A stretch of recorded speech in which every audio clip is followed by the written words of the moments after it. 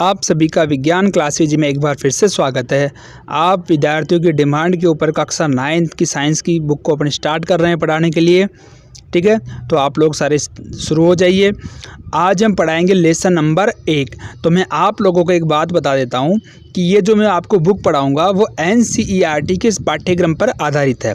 तो सबसे पहले आप लोग अपनी बुक्स में मिला लेना कि ये लेसन है या नहीं। तो देखो फटाफट मैं आप लोगों को बता दूं 1 2 3 4 5 6 7 8 9 10 और ये 15 तक अपने लेसन। ठीक है, इस प्रकार से हम एक वीडियो में एक लेसन को कंप्लीट करेंगे। ध्यान रखना मेरी बात बच्चों। देखो मैं आपको बता दूं, अब आपको एक वीडियो में क्लियर करवाना है तो वीडियो आपका लंबा बनेगा। अगर आपको आगे बढ़ना है, सिलेबस के ऊपर कमांड करनी है, तो भैया अपने को टाइम तो खर्च करना ही पड़ेगा। सीधी बात बता रहा हूँ। आप लोग चाहो कि 20 मिनट में सर कंप्लीट पढ़ा दो, बिल्कुल भी पॉसिबल नहीं है। आप लोगों को इसमें नुकसान है। तो वीडियो भैया थोड़ा सा लंबा बनेगा, लेकिन मैं इस चैप्टर को आपको ज़रूर इसमें इन्वॉल्व कर दूंगा। ठीक है, तो करते हैं अपने वीडियो को स्टार्ट। सबसे पहले हमारा लेसन है अध्याय नंबर 1, जिसका नाम है हमारे आसपास के पदार्थ। इसको इंग्लिश में बोलते हैं मैटर इन आवर सराउंडिंग्स।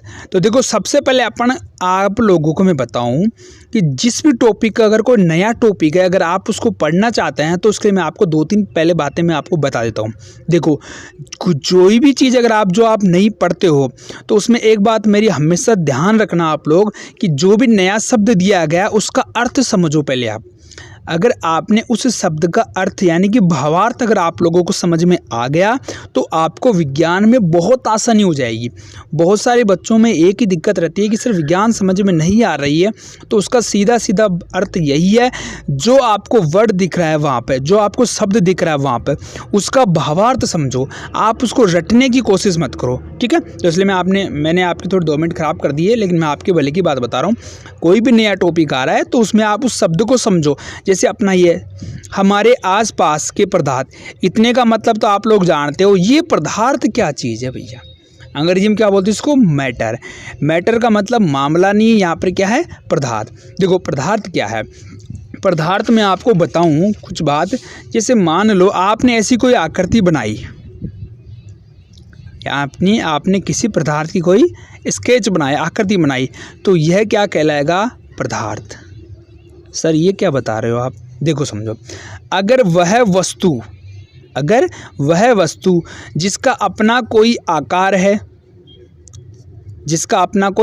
वो किसी भी शेप की हो सकती है, कोई यहाँ पर डिपेंड नहीं करा, किसी भी प्रकार की आकार की हो सकती है, किसी भी प्रकार की भार, यानी कि अगर उसमें थोड़ा बहुत भी वजन है, अब वो वजन एटॉमिक मास यूनिट में भी हो सकता है, 10 क्विंटल में भी हो सकता है। दूसरी बात।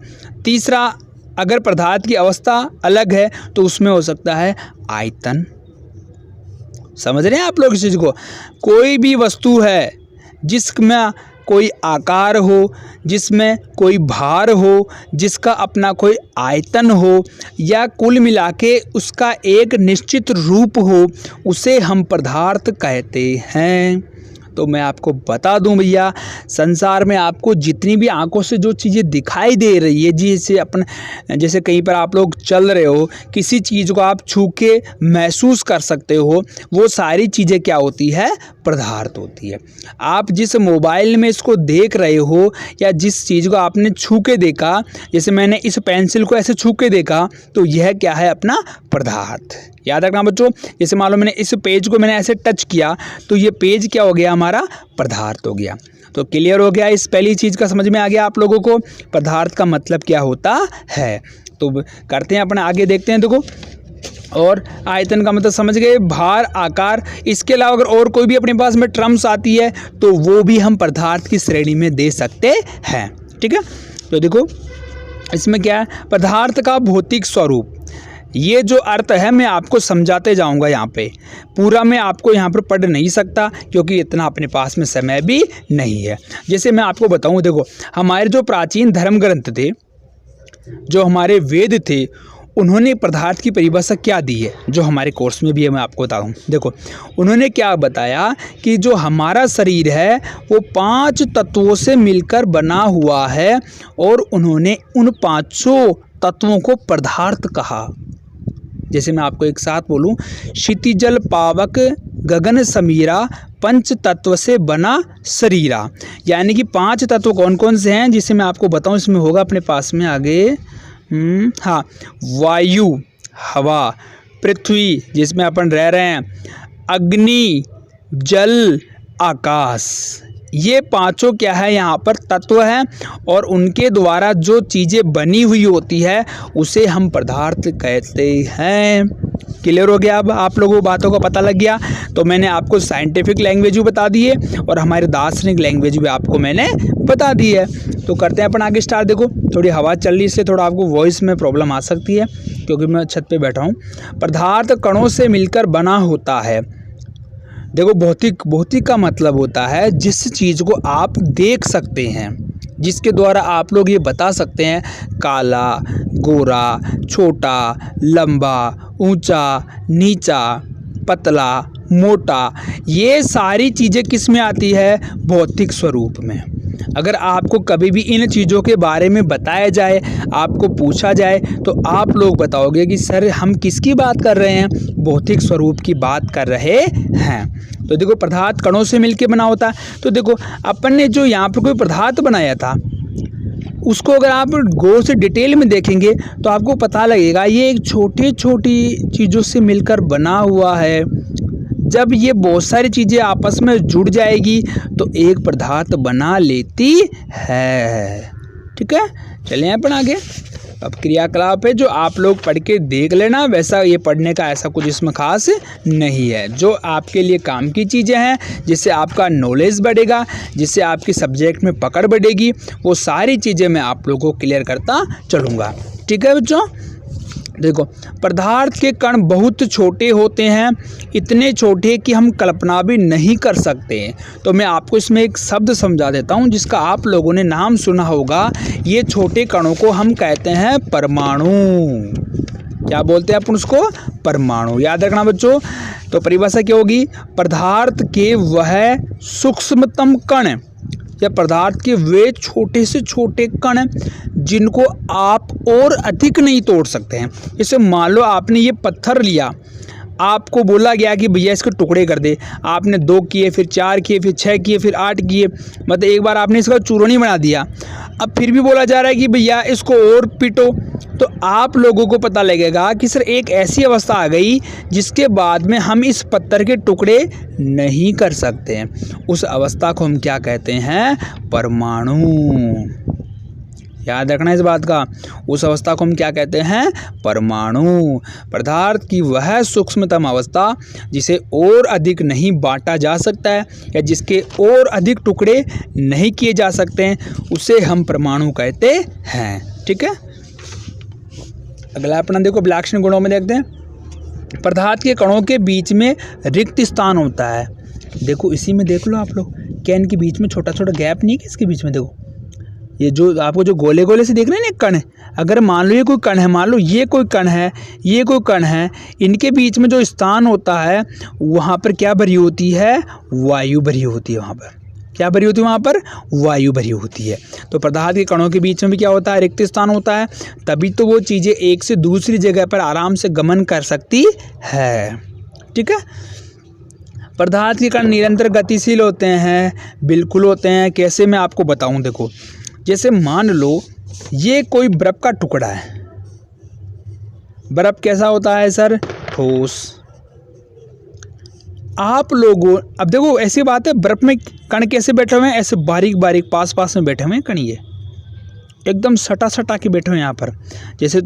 जैसे मान लो एक बस है जिसकी जगह कैपेसिटी है 10 की, उसमें बैठा दी अपन ने 100, तो वो कैसी कंडीशन होती है? ठोस में। अब मैंने क्या कर दिया? इसको गर्म करना शुरू कर दिया, यानी मैंने क्या किया? इसको तापमान दिया। जब मैं इसको टेम्परेचर इसका बढ़ा रहा हूँ, किसमें? सेंटीग्रेड में, तो अब क्या होगा? इसके जो कण हैं ये थोड़ा थोड़ा दूर दूर होते जाएंगे। थोड़ा थोड़ा दूर दूर होते जाएंगे। जब इन कणों के बीच में अंतर का अवकाश यानी बीच का अवकाश अगर इनका बढ़ जाएगा तो क्या होगा, इनकी अवस्था में बदलाव। इनकी अवस्था में क्या हो जाएगा, बदलाव। तो ठोस किस में बदल जाएगा, द्रव में। देखो आप लोगों को पता है अपने फ्रीजर में जो बर्फ़ रखी होती है वो कैसी होती है, ठोस। अगर आप लोग उसको बाहर निकाल दो या उसको गर्म कर दो तो किस में बदल जाता है, वो पानी में। पानी को अपन क्या बोलते हैं भैया, द्रव बोलते हैं। ठीक है बच्चों, तो दोनों बात समझ में आ गई। अब आप बोलोगे सर ऐसा क्या कारण है कि जब मैंने बर्फ़ को गर्म किया तो यहाँ पे इसका तापमान मैंने बढ़ाया तो इसके कण दूर दूर हो गए। ठीक है ना, सवाल तो आपका अच्छा है। तो देखो सुनो मेरी बात, याद रखें इसका आंसर क्या आएगा कि सर जब हम बर्फ़ को गर्म करते हैं तो इसके जो पास पास में जो कण थे, यानी ऐसे ऐसे चिपक के जो कण बैठे हुए थे आपस में, वो दूर चले जाते हैं। क्यों, क्योंकि सर इन कणों की गतिज ऊर्जा, इन कणों की गतिज ऊर्जा बढ़ जाती है। याद रखना मेरी बात में, क्या कारण है अवस्था परिवर्तन का, कि सर इनकी गतिज ऊर्जा बढ़ जाती है। गतिज ऊर्जा वह ऊर्जा होती है जो इन कणों को चलाने में सहायता करती है। ठीक है, पता लग गया आप लोगों को। और देखो द्रवों में क्या होता है आपको ही पता है। देखो द्रव को आप पानी के अंदर आप आराम से दूध मिला सकते हैं, लेकिन अगर आप दूध में अगर आप बर्फ़ डालेंगे तो आप लोगों को टाइम लगेगा इसको मिलाने में। क्यों, ये पहले किस में बदलेगा, द्रव में। तो याद रखना अगर द्रव किसी द्रव में मिल रहे हैं तो वह गुण कहलाता है इसका विसरण। क्या कहलाता है इसका, विसरण। यानी कि जो मान लो कोई दो पदार्थ हैं, ठीक है, उनके कण अगर आपस में आसानी से मिल गए तो उस चीज़ को अपन क्या बोलते हैं, विसरण। क्लियर हो गया, ओके। चले आगे अपन। तो आपको पता लग गया सर पदार्थ के कण निरंतर गतिशील होते हैं, और मैंने आपको सारी बातें यहाँ पर बता दी है। देखो गतिज ऊर्जा वाली बात भी बता दी है, यहाँ पर मैंने आपको विसरण वाली बात भी यहाँ पर पहले से आपको समझा दी है। ठीक है, मैं आपको समझाते जाऊँगा, आप लोग इसको समझते जाएंगे और मेरे साथ के साथ में एक किताब रखेंगे अपनी। पहले वीडियो देख लीजिए आराम से, एक बार नहीं, दो बार नहीं, आराम से 3 बार वीडियो देख लीजिए, आपके सारे डाउट क्लियर हो जाएंगे। उसके बाद में आप लोग किताब को पढ़ना शुरू करो। ठीक है, और जानकारी मेरी अच्छी लग रही है, अगर आपको समझ में आ रही है तो मेरे को आपको सपोर्ट ज़रूर करना है, क्योंकि आपका सपोर्ट होगा तभी मैं आगे बढ़ सकता हूँ। आपके सपोर्ट के लिए मैं इतना आपसे एक तो लाइक मांगता हूँ, और एक इतना ही कह सकता हूँ कि आपके जितने भी जो दोस्त हैं आप अपने इस वीडियो को शेयर कर सकते हैं, ताकि आपके साथ साथ में उन सभी स्टूडेंट का भला भी हो सके। ठीक है, चलो। पदार्थ के कण एक दूसरे को आकर्षित करते हैं, बिल्कुल करते हैं। कैसे नहीं करते हैं, आप लोग सोचो, अगर आकर्षित नहीं करते तो क्या वो बर्फ़ वाली कंडीशन में या कण पास पास में बैठे रहते क्या, यहाँ पे क्या पास पास में बैठे रह सकते, क्या है, नहीं कर सकते हैं सर।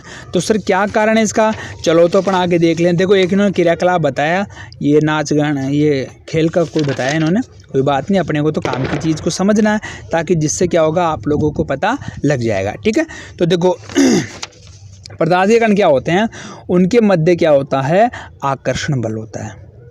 क्या होता है उनके मध्य, आकर्षण बल होता है। अर्थात जैसे मान लो कोई मिठाई पड़ी है, ठीक है, आपके सामने मिठाई पड़ी है, आपके दोनों हाथ भी बांध दिए गए हैं, तो आप लोगों को भूख भी लगी है और आपकी खूब इच्छा भी है कि भाई मैं ये खा ही लूँ।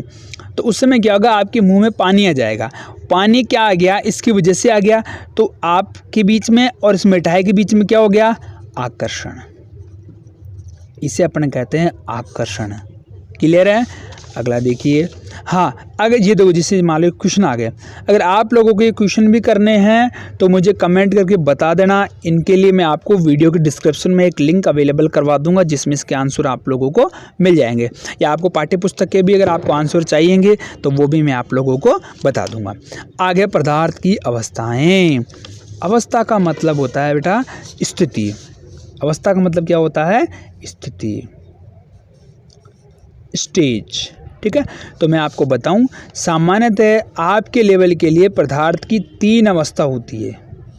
कितनी अवस्था होती है, 3। सर हमें तो पता है, फिर क्यों बता रहे हो बेटा, दोबारा सुन लो। देखो कौन कौन सी होती है।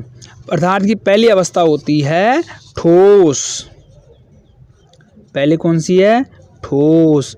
दूसरी मेरे साथ बोलो, द्रव और तीसरी गैस। देखो 3 होती है मूल अवस्थाएं, और अगर किसी स्टूडेंट को पता हो तो आपको पता है 2 अवस्थाओं की और खोज हो चुकी है। किसी को पता है तो मुझे कमेंट में आप ज़रूर बताना कि सर 2 कौन कौन सी अवस्थाएं हैं। आपको नहीं आएगा तो मैं आपको कमेंट में इसका जवाब दे दूंगा, ठीक है। वो बड़े लेवल की अवस्था है, जैसे 11th-12th में आप लोग जाओगे तो उस समय आप उसको देख सकते हैं, या आपको 10th क्लास में उसका अवस्था का पता लग सकता है। आप लोगों को 3 याद करना है। पहले कौन सी? ठोस। दूसरी कौन सी? द्रव। तीसरी कौन सी? गैस। Solid, liquid, gas. अब देखो तीनों को मैं आपको समझा दूं। देखो ऐसे सोचो, ये बर्फ है, ये पानी है और ये गैस है। ये बर्फ का टुकड़ा ठोस कहलाएगा, पानी द्रव कहलाएगा, और भाप या वाष्प वेपर क्या कहलाएगी? गैस। क्लियर हो गया? तीनों के एग्जाम्पल आप लोगों को समझ में आ गए कि सर क्या कारण है कि इसे हम ठोस कहेंगे, इसे हम द्रव करेंगे, इसको हम गैस कहेंगे। तो देखो मैं थोड़ा और आपको समझाऊं। देखो ठोसों में, द्रव में, गैस में क्या अंतर होता है। जैसे मान लो, तीनों को मैं एक साथ ले लेता हूँ।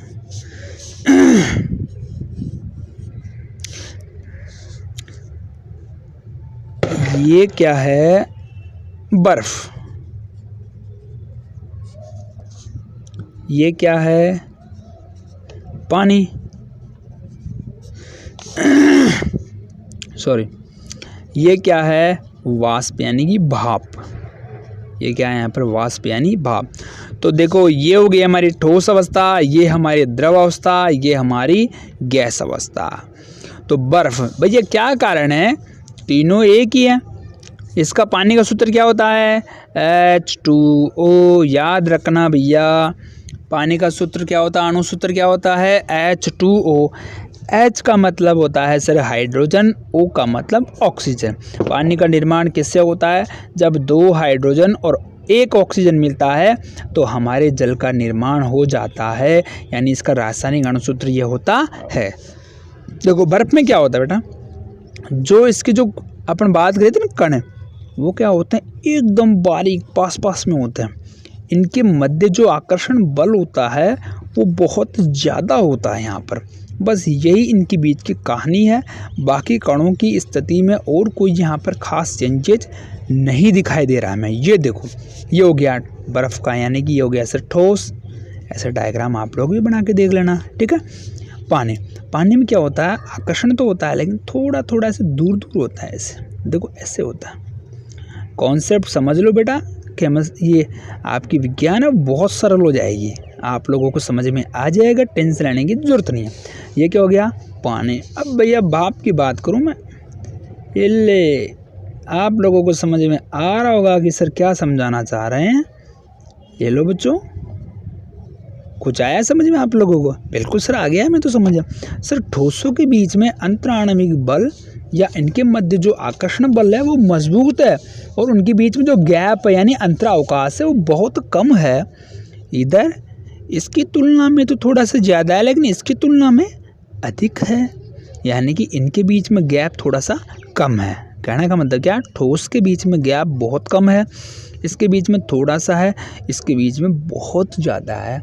और यही कारण है कि ये पदार्थ की 3 अवस्थाएं बनती है। क्लियर? चलिए अपन आगे। तो पहली अवस्था हो गई आपकी ठोस अवस्था।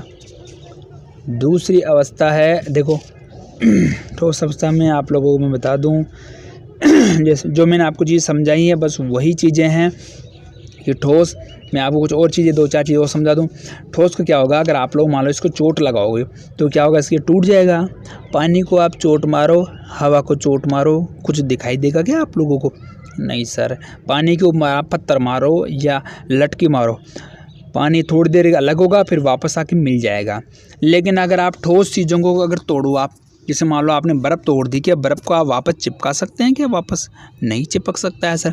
उसी प्रकार मान लो आपकी पेंसिल ये ठोस, अगर आपने इसे तोड़ दी तो तोड़ दी, लेकिन अगर पानी का गिलास भरा है और उसमें आप लोग इसको अंदर डालो, इसको तोड़ने की कोशिश करो, पानी क्या होगा? वापस से आ जाएगा। क्यों? क्योंकि सर उसमें विसरण का गुण पाया जाता है। अब विसरण क्या है ये अभी अपन ने 2 मिनट पहले पढ़ लिया है, याद रखना इस बात का, ठीक है। तो ये छोटी छोटी चीज़ें हैं, यानी अगर आप लोग ठोसों को अगर आप तोड़ना चाहोगे तो आसानी से टूट जाएंगे। अगला अपन देखते हैं द्रव अवस्था। तो द्रव अवस्था में क्या होता है, एक ही बात ध्यान रखना, यहाँ पर द्रव अवस्था में आकार निश्चित नहीं होता है। कैसे, ये पानी है, मान लो इतना पानी है, मान लो 1 लीटर पानी है। अभी इसमें थोड़ी देर बाद आपने कोई ऐसी सुराही में इसको डाल दिया पानी को, तो क्या इसका आकार ले लेगा? ये आकार ऐसा है, ये आकार ऐसा है। तो सर द्रवों में क्या होता है, पानी का आयतन तो निश्चित है, आयतन का मतलब यहाँ पर भी 1 लीटर है और यहाँ पर भी 1 लीटर है, लेकिन सर यहाँ आकृति अलग दिख रही है, यहाँ आकृति अलग दिख रही है। यही ठोसों के गुण होते हैं, याद रखने से बात का। यानी कि अपन इसको जिस पात्र में डालेंगे उसी पात्र का आकार ग्रहण कर लेते हैं। ठीक है, देखो ठोसों की अपेक्षा द्रवों में विसरण की दर अधिक होती है। अभी मैंने आपको बताया कि अगर आप पत्थर की मार के देखो आपको पता लग जाएगा, पानी थोड़ी देर बाद में वापस से इकट्ठा हो जाता है। ऐसा इसलिए है क्योंकि द्रव अवस्था में पदार्थ के कण स्वतंत्र रूप से गति करते हैं और ठोस की अवस्था द्रव के कणों में रिक्त स्थान भी अधिक होता है। देखो अपन ने जो कॉन्सेप्ट समझा था वो बात आ गई अपने सामने। देखो आप लोग, इनके बीच में रिक्त स्थान ज़्यादा है, इसके बीच में कम है। यही कारण है कि ये एक से दूसरे पात्र में आराम से बदल जाते हैं। तीसरा देखो अपने गैसीय अवस्था भैया। गैसीय अवस्था, गैसीय अवस्था का मतलब जैसे ये बोल रहा है, जैसे आपने गुब्बारे वाले को ध्यान से देखा होगा, बिल्कुल आप लोगों ने देखा भी है, खूब उड़ाया भी है, चलाया भी है। एक बात नोट को, घर पे अपन खाना बनाते हैं, आप तो क्या बनाते हो, मम्मी बनाती है, दीदी बनाती है, भैया बनाते हैं, जो भी बनाते हैं।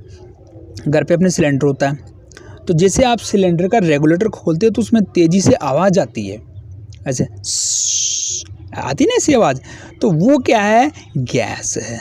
वो क्या है, यहाँ पर गैस है।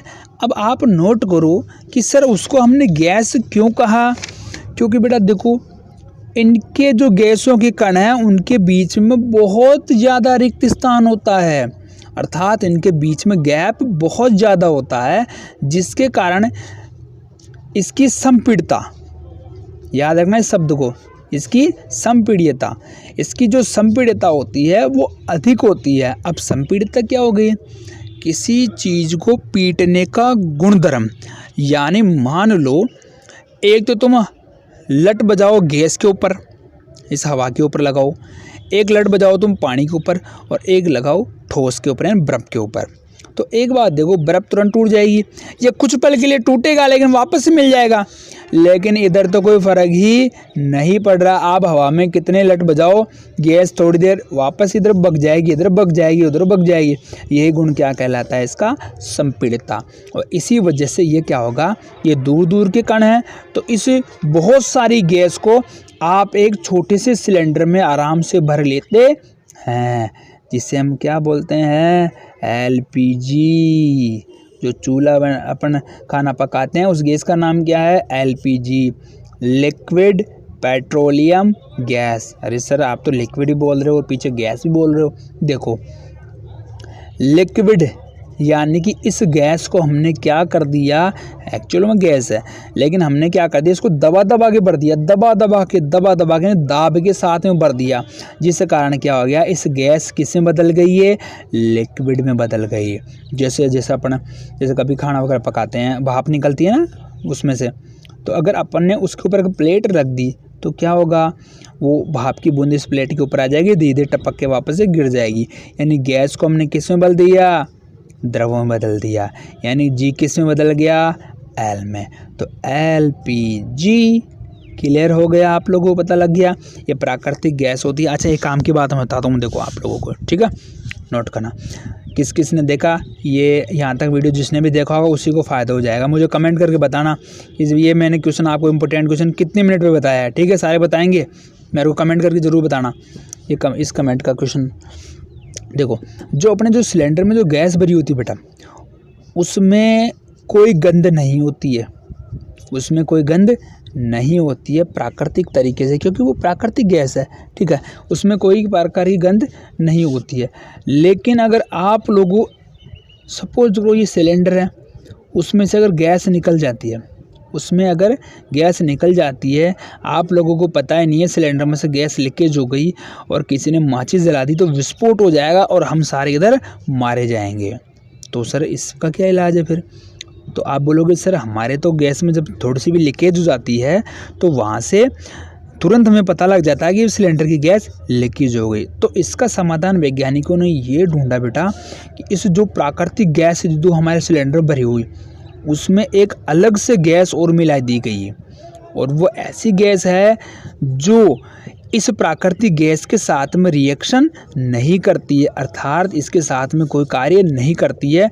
तो मैं आप उस गैस का नाम बता देता हूँ, थायोल मरकैप्टेन।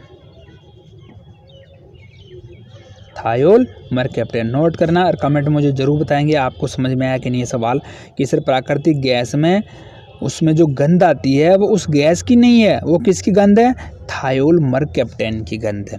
जिससे क्या होगा, अगर थोड़ा सा भी लीकेज हो जाएगा तो ये कैसी गैस होती है, नाक में घुसने वाली गैस होती नहीं, तुरंत इसकी स्मेल आती है।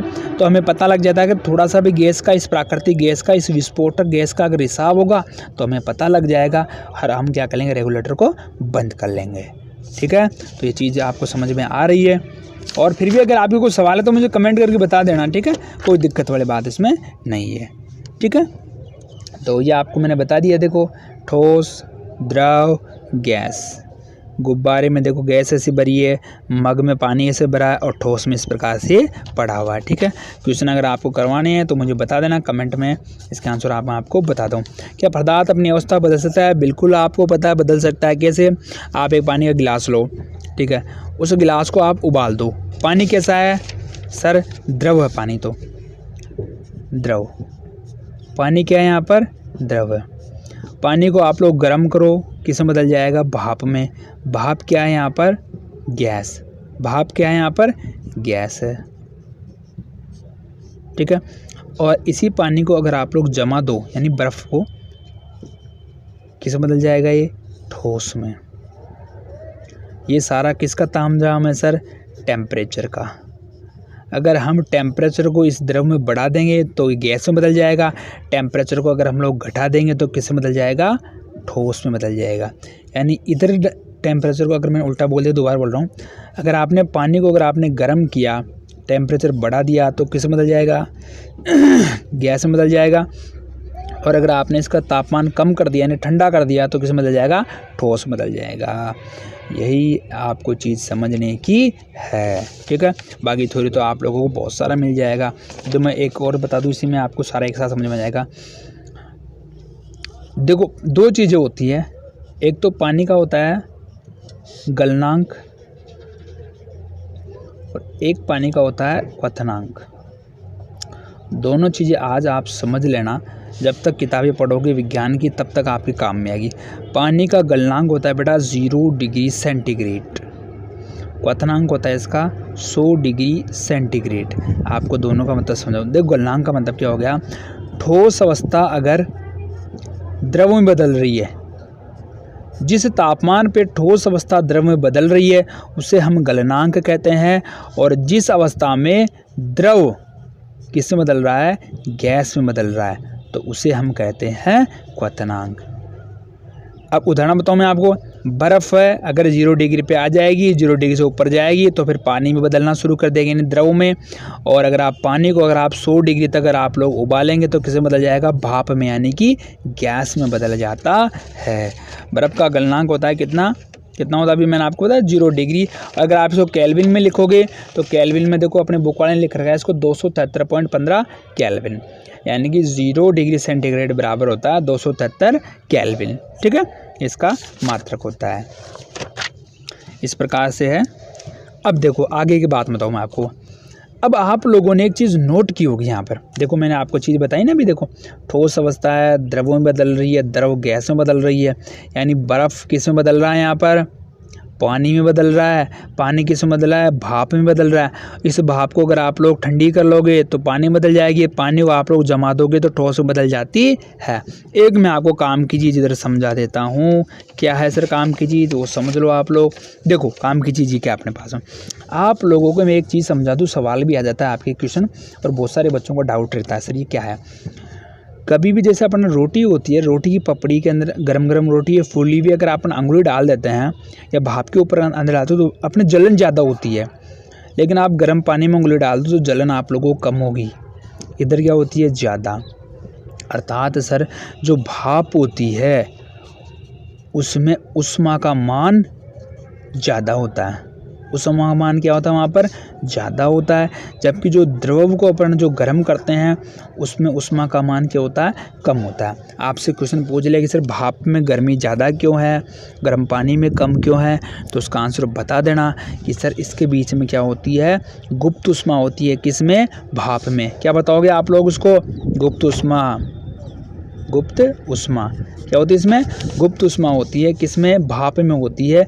गुप्त का मतलब छुपा हुआ, जो हमें दिखाई नहीं देती है। क्यों? क्योंकि यह रंगहीन होती है। आप देखो बिजली के तारों में अगर आप करंट जा रहा है तो क्या आप लोगों को करंट दिखाई देता है? क्या नहीं देता है।